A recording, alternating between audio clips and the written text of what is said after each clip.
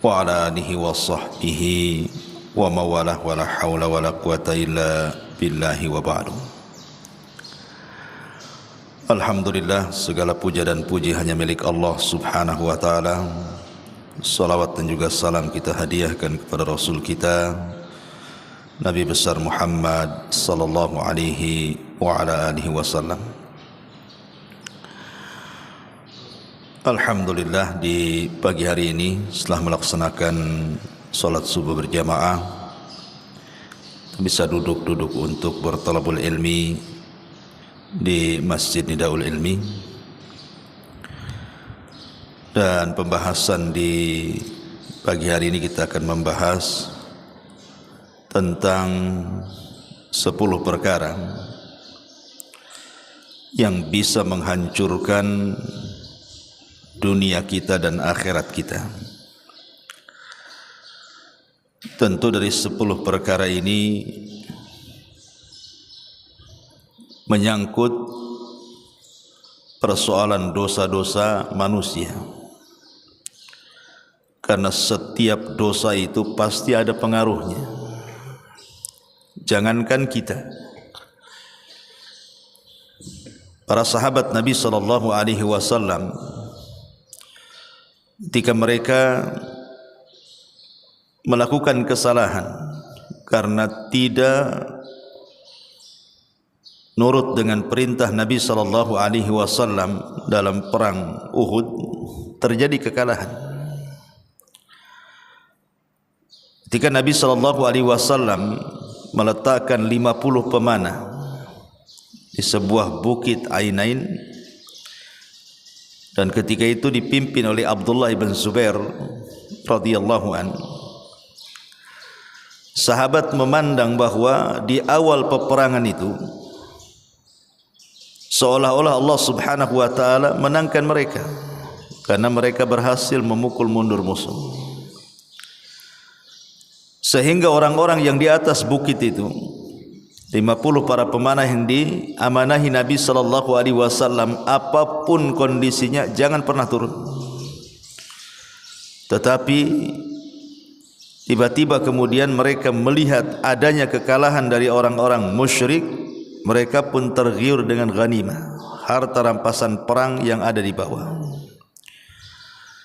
Makanya sebagian besar para pemanah itu turun.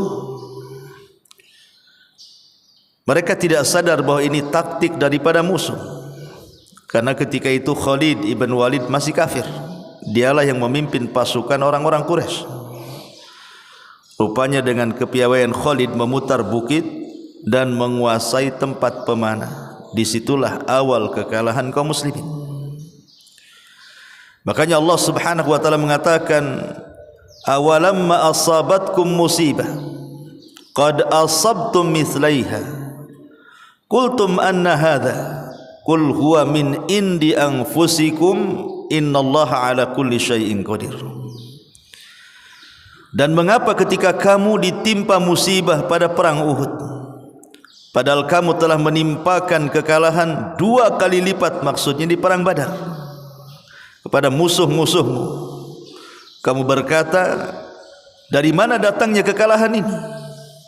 Maka Allah subhanahu wa ta'ala katakan, kekalahan itu datang dari diri-diri kalian sendiri. Kalimat kekalahan datang dari diri-diri kalian sendiri ini maksudnya adalah karena ulah para sahabat sendiri yang menjadikan kekalahan itu. Dan ini menunjukkan bahwa sekelas para sahabat Nabi sallallahu alaihi wasallam saja, saat mereka kemudian menyelisih perintah Allah dan Rasulnya, maka Allah hinakan mereka sehingga terjadi kekalahan di perang Uhud. Bagaimana pula kita? Makanya setiap kemaksiatan itu ada pengaruh baik di dunia atau di akhirat, baik secara individu ataupun secara masyarakat. Ingat hadis yang pernah saya sampaikan, 5 perkara yang dikhawatirkan Nabi sallallahu alaihi wasallam sampai Rasul ta'awud dalam 5 perkara ini. Kata Nabi sallallahu alaihi wasallam, ya ma'syaral muhajirin hisalu khamsin idza btulitum bihinna wa a'udzu billahi an tudrikuhun. 5 perkara kata Rasul, kalau sampai menimpa kalian, a'udzubillah, aku berlindung kepada Allah Subhanahu wa taala, jangan sampai ada. Nabi SAW mengkhawatirkan 5 perkara. Kenapa? Karena efeknya, pengaruhnya itu besar sekali. Kata Nabi SAW, lam tadharil fahishatu fi qaumin qat hatta yu'linu biha illa fasha fihimut ta'un wal auja allati lam takun madat min aslafihimul ladzina madat.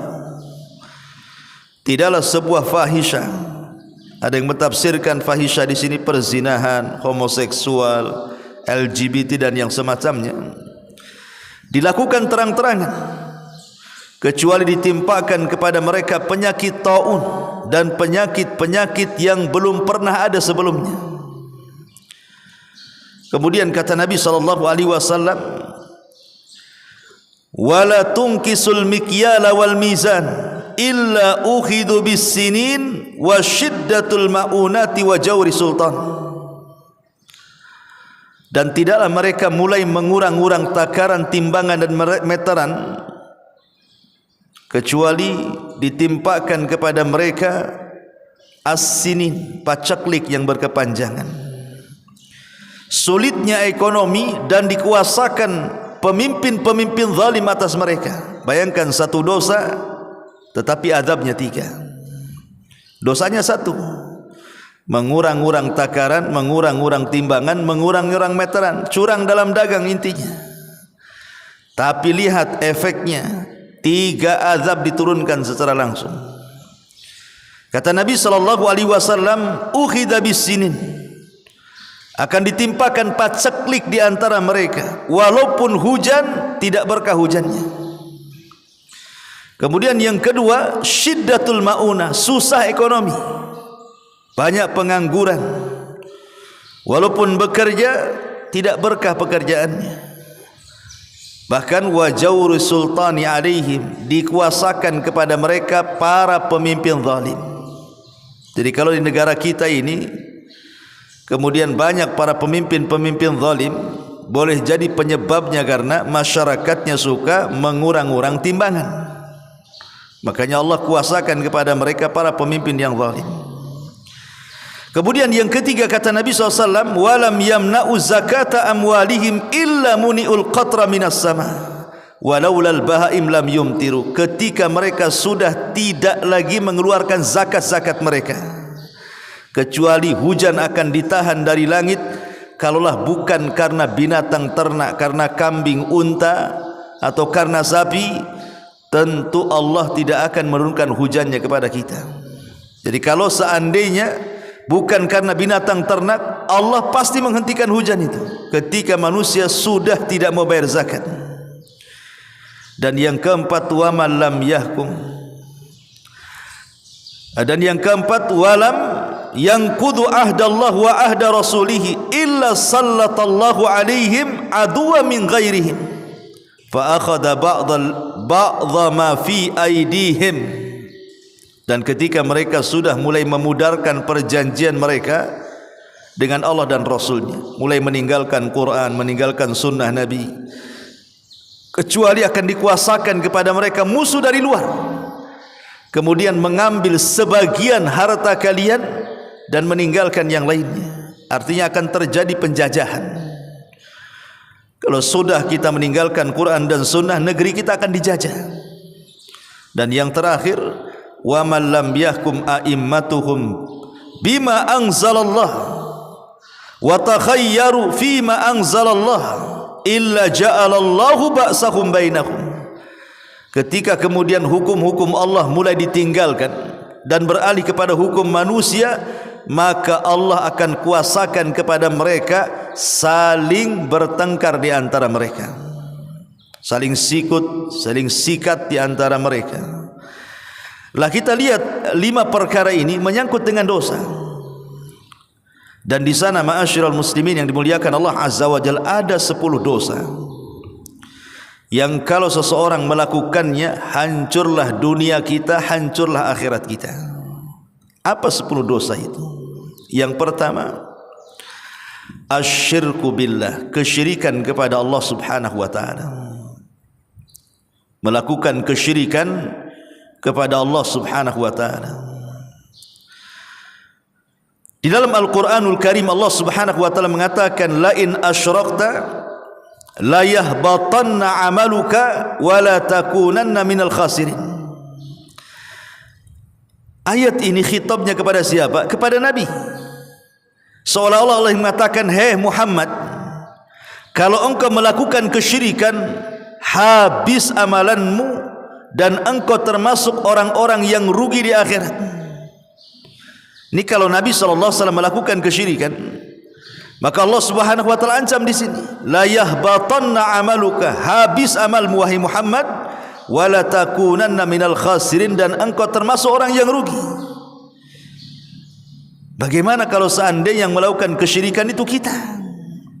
Sementara Nabi SAW itu sudah diampuni yang telah, yang sedang, dan yang akan datang. Kalaupun melakukan kesyirikan, sama juga hancur lebur amalannya di akhirat, termasuk orang yang rugi. Karena kesyirikan itu mengakibatkan keberkahan di sebuah negeri akan dicabut dan mengakibatkan penyesalan kelak pada hari kiamat.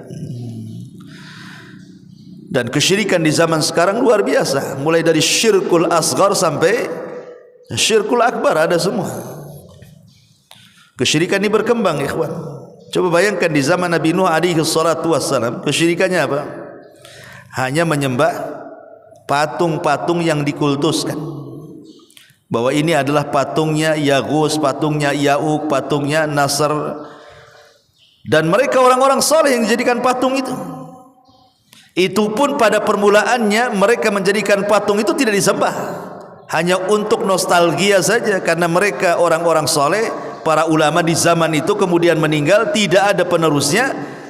Kemudian setan datang kepada kaum Nuh untuk membuatkan patung-patung mereka supaya diingatkan kebaikan mereka. Itu pada awalnya tidak ada kesyirikan, tapi namanya setan itu kan tujuannya bukan hanya sekedar itu. Dia tujuannya itu jangka panjang.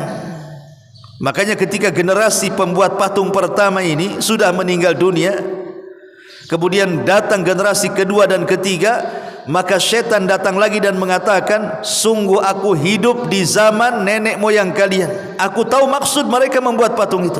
Apa itu? Mereka itu ingin mendekatkan kepada Allah sedekat mungkin lewat patung-patung itu. Ma na'buduhum illa liyuqarribuna ilallahi zulfah. Kami tidak menyembah mereka patung-patung itu kecuali hanya untuk mendekatkan kepada Allah sedekat mungkin. Dijadikan tawassul. Itu awalnya dari situ sebenarnya. Akhirnya berkembang kan di zaman Nabi Ibrahim, mulai sesembahan itu kemana-mana, bukan hanya menyembah berhala saja. Bintang disembah, bulan disembah, matahari disembah. Sampai ketika Ibrahim datang kepada anak-anak muda penyembah bintang, apa kata Ibrahim? Hadza Rabbi. Jangan-jangan bintang itu Tuhanku. Ketika bintang itu sudah tidak ada karena datang waktu pagi, dia mengatakan, saya tidak suka dengan Tuhan yang muncul tenggelam, katanya. Dari sini menunjukkan berkembang sesembahan itu kan. Sampai juga kepada penyembahan kepada Namrud di zaman itu.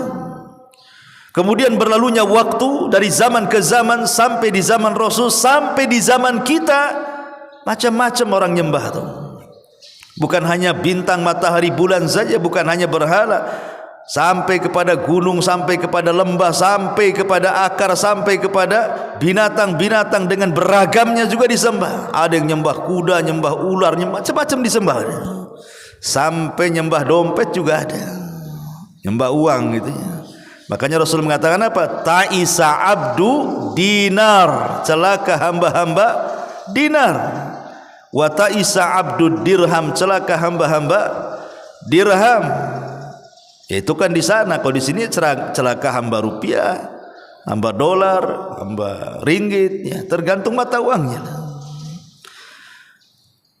Bagaimana kemudian mereka itu dihadapkan kepada berhala, yang ada di kantong dia. Coba, berhalanya dibawa-bawa kemana-mana tuh, karena lebih mendahulukan mencari kehidupan dunia atau mencari uang dibandingkan perintah Allah dan Rasulnya. Itu sama saja menjadikan sesembahan selain daripada Allah.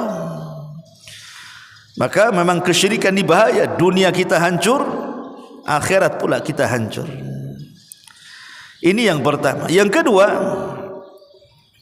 tarkus salat, meninggalkan salat. Orang kalau sudah meninggalkan salat tidak akan bahagia hidupnya, ikhwan. Tidak akan bahagia. Makanya kalau kita lihat hadis-hadis tentang masalah salat, salat ini bagian daripada zikir kepada Allah yang paling kuat, karena Allah yang mengatakan innas salata li dzikri, salat itu untuk mengingat aku, kata Allah. Jadi kalau kita ingin ingat Allah, salat. Dan ketika kita berpaling dari mengingat Allah Subhanahu wa taala, disinilah Allah Subhanahu wa taala akan turunkan berbagai macam persoalan. Dan itu disyaratkan dalam Al-Qur'anul Karim, wa man a'radha an dzikri fa innalahu ma'isyatan dzanka wa nahsyuruhum yaumal qiyamati a'ma. Barang siapa yang berpaling dari zikri, mengingatku, apa yang terjadi? Maka Allah Subhanahu wa taala mengatakan, kami jadikan kehidupannya sempit, sulit, susah. Terkadang banyak masalah yang tidak tahu jutrungannya itu loh. Tahu tuh banyak masalah saja, penyebabnya apa tidak tahu. Itu salah satunya ketika orang itu meninggalkan salat. Lebih daripada itu, anahsyuruhum yaumal qiyamati a'ma, dan kami akan kumpulkan mereka pada hari kiamat dengan kebutaan. Ketika mereka mengatakan, Rabb, di dunia kami tidak buta, kenapa kau butakan di sini? Kata Allah Subhanahu wa taala, ya, karena ketika di dunia engkau melupakan aku, maka sekarang aku lupakan dirimu. Dan hadis-hadis tentang azab Allah di akhirat tentang salat jelas juga, atau ayat-ayat Al-Quran lah yang jelas lah, masalakakum fi saqar, kenapa kalian sampai masuk ke neraka Sakor? Apa alasannya? Penduduk neraka Sakor mengatakan, lam naku minal musallin, karena kami tidak salat. Maka ini yang kedua yang menghancurkan dunia dan akhirat kita adalah meninggalkan salat. Yang ketiga, al bid'ah, perbuatan bid'ah. Kalau kita melihat hadis tentang haud, tentang telaga Nabi, apa kata Nabi sallallahu alaihi wasallam? Inni faratukum 'alal haudi. Man marra 'alayya syariba wa man syariba lam yadma abada. La yaridanna 'ala aqwam ya'rifuni thumma yuhalu baini wa bainahum fa aqulu innahum minni fayuqalu innaka la tadri ma ahdatsu ba'daka. Fa aqulu suhqan suhqan liman ghayyara ba'di. Kata Nabi sallallahu alaihi wasallam, aku tunggu kalian di telagaku. Aku tunggu kalian di telagaku. Siapapun yang meminum dari telagaku tidak akan haus selamanya, kata Rasul. Dan sungguh nanti akan ada kaum-kaum, kata Rasul, aku kenal mereka. Tiba-tiba mereka diusir dari telaga. Kemudian Nabi SAW berteriak dan mengatakan, itu umatku. Dalam riwayat ummati, dalam riwayat ashabi, mereka umatku, mereka sahabat-sahabatku, mereka bagian daripada diriku, kata Rasul. Tapi kemudian Allah Subhanahu wa taala memberitahu kepada Nabi sallallahu alaihi wasallam dan mengatakan, ya Muhammad, innaka la tadri ma ahdatsu ba'dak. Hei Muhammad, kau tidak tahu apa yang terjadi sepeninggalmu. Innahum ghayyaru wa baddalu, umatmu suka merubah-rubah dan suka mengganti-ganti syariatmu. Maka Rasul mengatakan, suhkan, celaka dan celaka liman ghayyara ba'di, siapapun yang merubah-rubah syariat sepeninggalku. Lihat bagaimana ancaman orang-orang yang melakukan bid'ah pada hari kiamat. Mereka tidak akan minum dari telaga Nabi. Dan di dunia sudah jelas, mereka menghabiskan waktu itu hanya untuk menghabiskan saja, tapi tidak berpahala gitu ya. Waktu mereka habiskan, biaya mereka habiskan, tenaga mereka habiskan hanya untuk melakukan bid'ah, tetapi tidak berpahala. Amilatun nasibatun tasla naran hamiyah.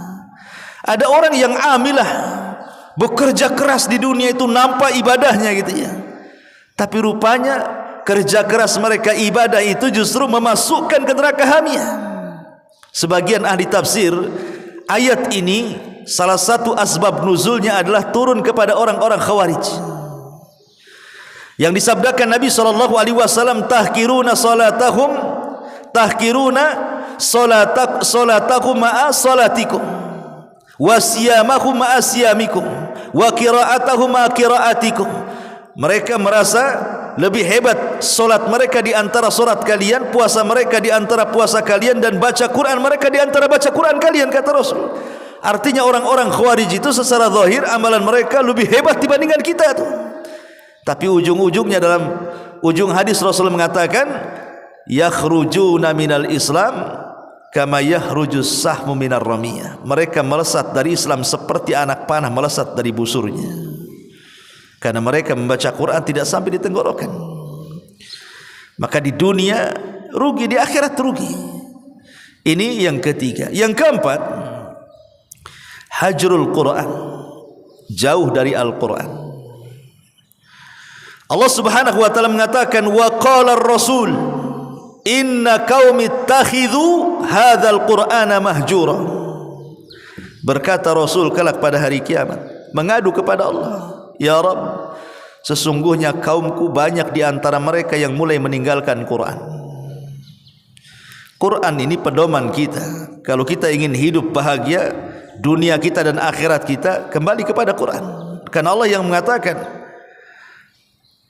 faman tabi'a hudaya fala yadhillu wala yashqa. Siapa yang berpegang dengan Al-Quran tidak akan sesat dan tidak akan celaka.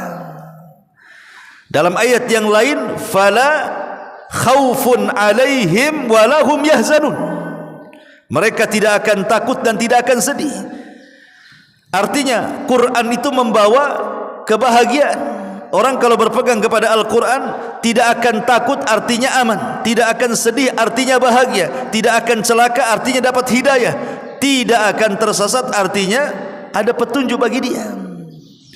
Lah ketika Al-Quran ditinggalkan, mulai di dunia kita sudah banyak masalah, di akhirat Allah Subhanahu wa taala juga akan memberikan masalah lebih banyak lagi. Maka ini yang keempat. Yang kelima, uququl walidain, durhaka kepada orang tua.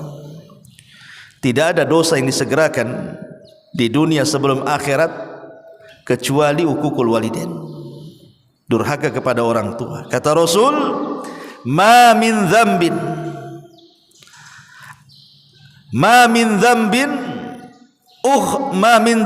akhra an yu'ajjilallahu li sahibihi al-uqubata fid dunya qabla al-akhirah al-baghyu wa qati'atur rahim. Tidak ada dosa yang disegerakan Allah bagi pemiliknya di dunia sebelum akhirat melebihi daripada memutus silaturahim dan melakukan kezaliman. Memutus silaturahim yang paling bahaya adalah ketika seorang anak durhaka kepada orang tua. Itu paling bahaya, memutus silaturahim. Lihat di sini Rasul mengatakan di dunia akan disusahkan, di akhirat lebih disusahkan lagi. Ini yang kelima. Yang keenam, az-zulmu kezaliman. Berdasarkan hadis ini dan hadis tentang orang-orang yang dianggap bangkrut oleh Nabi SAW pada hari kiamat. Ketika Nabi SAW mengatakan, tahukah kalian siapa orang yang bangkrut di antara umatku? Sahabat mengatakan, orang yang bangkrut ya orang yang gulung tikar usahanya, orang yang tidak punya uang. Polos saja sahabat menjawab. Tapi Rasul mengatakan bukan itu maksudnya, tetapi orang-orang yang membawa pahala puasa, pahala solat, pahala zakat kelak pada hari kiamat. Di satu sisi dia pula kemudian mencaci maki orang, menuduh orang, mengambil harta orang, menumpahkan darah orang, memukul orang, dan begitu seterusnya. Maka mereka akan didatangkan antara orang yang zalim dan orang yang dizalimi. Kata orang yang dizalimi, kamu di dunia menzalimi saya, mana pahalamu? Akhirnya barter pahala dan dosa. Ketika sudah tidak ada pahala karena diberikan kepada orang, rupanya orang-orang yang dizalimi masih banyak dan mengatakan, aku tidak bisa memberikan pahala kepadamu, pahalaku sudah habis.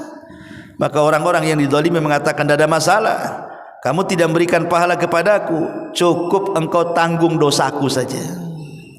Itulah bangkrut, pahalanya hilang, dosa pula orang ditanggung dia. Kalau dalam bahasa pengusaha itu modalnya hilang, hutang pula numpuk. Itu orang bangkrut. Lah ini orang-orang zalim ini di dunia saja mereka tidak akan tenang, orang zalim itu. Karena Rasul yang mengatakan, fattaqi da'watal madlum fa innaha laisa bainahu wa bainallahi hijab. Hati-hati doa orang yang dizalimi itu, antara dia dengan Allah itu tidak ada penghalang, kata Rasul. Kalau doa dia tanpa penghalang, berarti di dunia saja orang-orang yang zalim itu akan mendapatkan kecelakaan. Betapa banyak orang-orang yang zalim di dunia ini, mereka merasakan buah dari kezalimannya. Yahya al-Burmuki pada zaman Khalifah Harun al-Rashid, dia dipenjarakan karena kasus. Anaknya kemudian ngomong sama bapaknya dalam penjara tuh, dan mengatakan, ya abi, setelah kita diberikan kekuasaan, kita hidup enak, kita hidup senang, dihormati orang, sekarang kita dalam penjara gelap seperti ini, kira-kira apa masalahnya? Maka bapaknya mengatakan, ya bunai, da'watul madlum. Boleh jadi ini doa orang yang kita zalimi semasa kita jadi penguasa. Mungkin ada kebijakan kita yang salah, kemudian tersakiti orang, mengangkat tangannya ke langit, inilah hasilnya. Lihat di dunia saja orang-orang yang zalim itu akan merasakan akibatnya tuh, apalagi di akhirat gitu ya.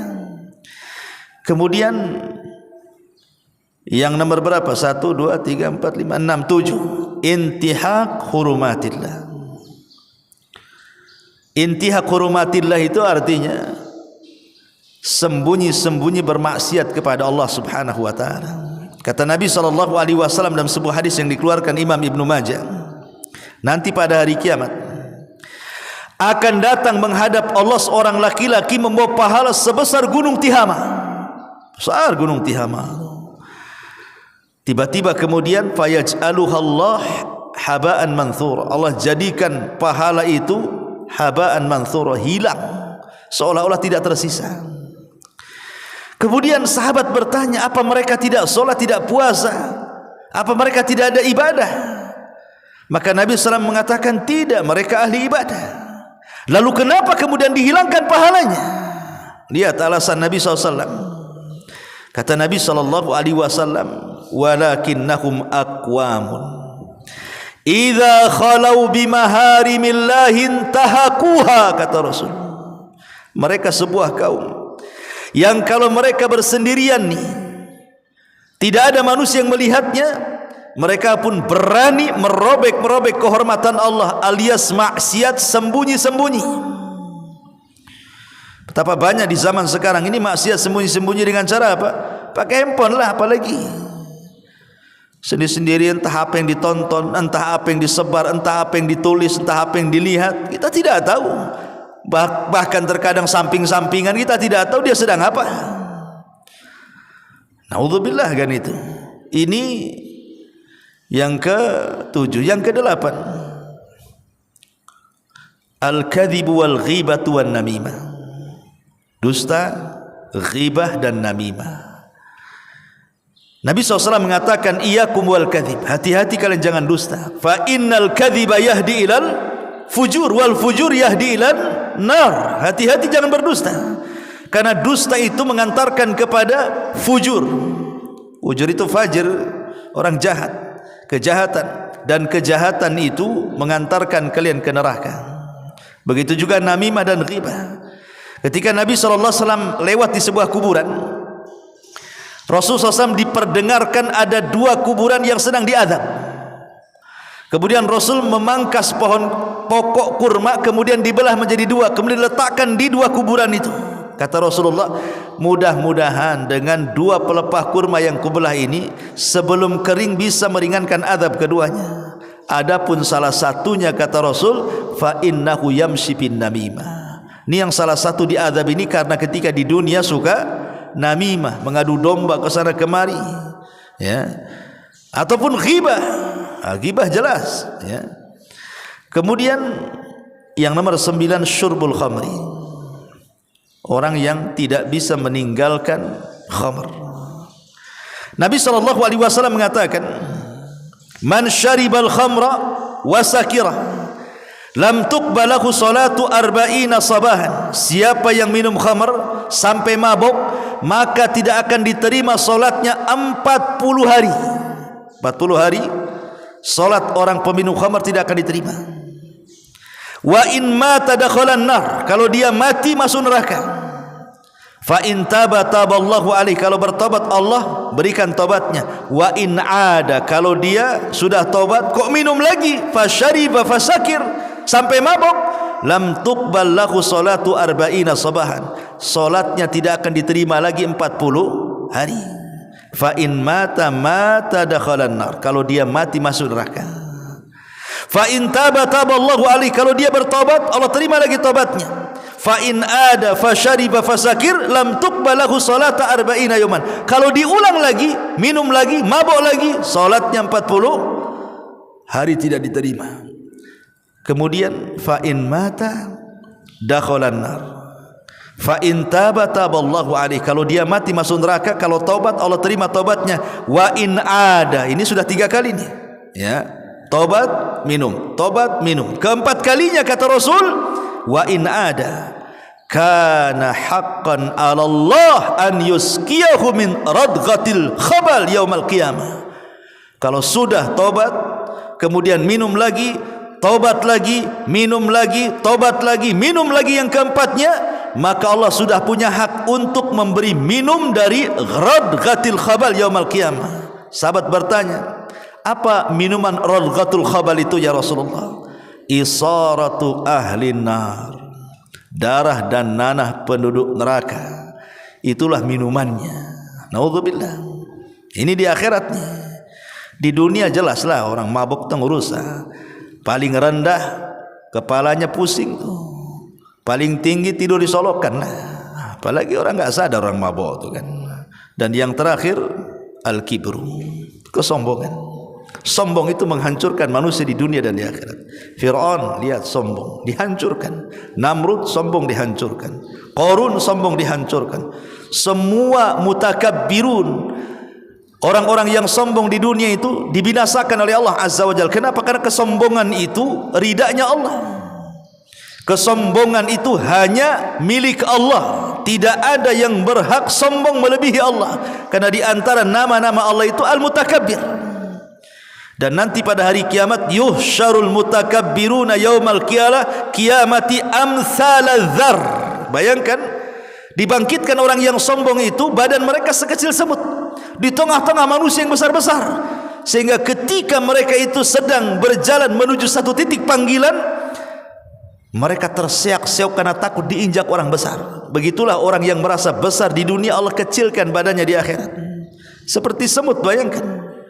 Mereka harus lari ke titik panggilan itu di padang mahsyar. Betapa sulitnya mereka itu. Itulah orang-orang yang sombong. Inilah 10 perkara kata para ulama: kesyirikan, meninggalkan salat, bid'ah, meninggalkan Quran, durhaka dengan orang tua, kezaliman, kemudian menghancurkan intihak hurumatillah, kehormatan-kehormatan Allah dalam kesendirian, kemudian dusta, ghibah, namimah, dan yang nomor 9 minum khamar, dan yang terakhir kesombongan. Kata para ulama, inilah penyebab kehancuran manusia di dunia dan di akhirat. Karena dosa sendiri itu punya pengaruh, ikhwan. Sekali lagi, setiap dosa itu mau kecil mau besar pasti punya pengaruh. Tidak ada dosa tidak ada pengaruhnya itu. Tidak ada, semua ada pengaruhnya. Lihat orang-orang yang suka narkoba tuh, kalau sudah tobat kan rusak akalnya itu. Kadang-kadang ngomong aja nggak paham kita. Kadang-kadang ngomong kayak nggak didengar. Kadang-kadang ngomong loading dulu dia. Saya pernah banyak kawan-kawan itu mantan narkoba yang sudah tobat kemudian hijrah ke sunnah itu. Kalau ngomong padahal dekat tuh saya itu ngomong tuh. Kayaknya kita ini kayak ngomong 1 kilo tuh. Ngomong apa Ustaz katanya? Padahal samping. Ya, nanti kita udah ngobrol nih. Mau jawab tuh loadingnya lu susah mau nangkap itu. Lihat, padahal dah tobatnya dah tahun-tahunan. Ya, mungkin masa muda dia itu narkobanya. Sekarang sudah tua, udah lama ninggalin narkoba, tapi bekasnya lu gak dihilang. Sampai seperti itu, ya. Dan itu bukti bahwa maksiat itu meninggalkan pengaruh. Itu di dunia. Ya. Bagaimana di akhirat? Naudzubillah. Wallahu a'lam bishawab. Ini yang bisa sampaikan. Mudah-mudahan ada manfaatnya. Subhanaka bihamdika asyhadu an la ilaha illa anta astaghfiruka wa atubu ilaik. Allahu ta'ala. Assalamualaikum warahmatullahi wabarakatuh.